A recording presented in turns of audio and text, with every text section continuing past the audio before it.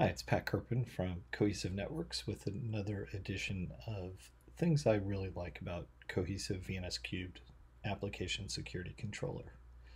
Um, what I want to show today is our interfaces page and one of its neat features.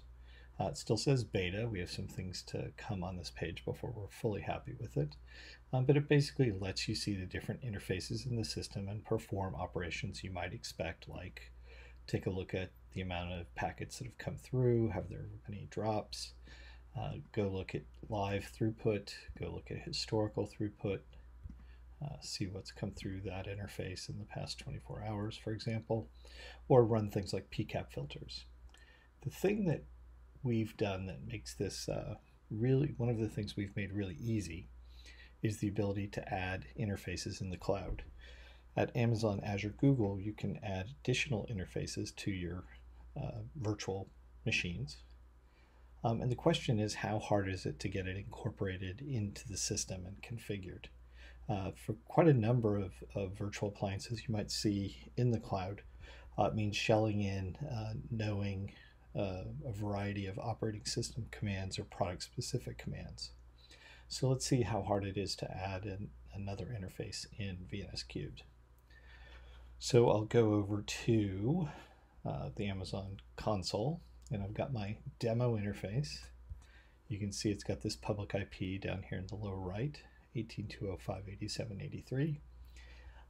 And I'm going to put it on this instance, VNS3 4.11.3 that we just showed you. So when I hit attach, let's see what happens.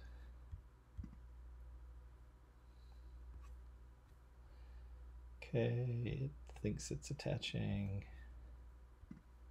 It's attached. Let's go to VNS Cubed, hit refresh.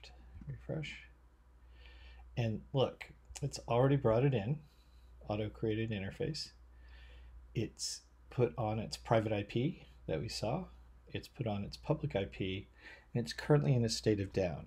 So when you add interfaces, and we use dynamic interface discovery, by default that comes in a down state. So if you're using automation, you would basically just describe interfaces, see if the interface you've added has appeared, and then you'd use the API call to enable. Whereas here we can do it just quite simply by going to the action menu and saying enable.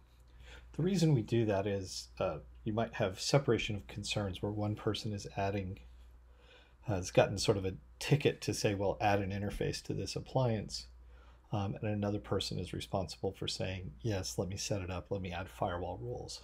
So we think it's more safe to have the interface come up in a down state. But that's it. No remote shell, no operating system commands, no extensive configuration.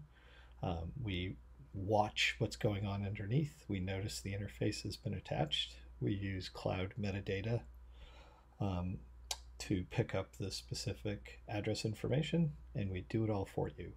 And that's another thing that I really like about Cohesive VNS Cubed. Thanks.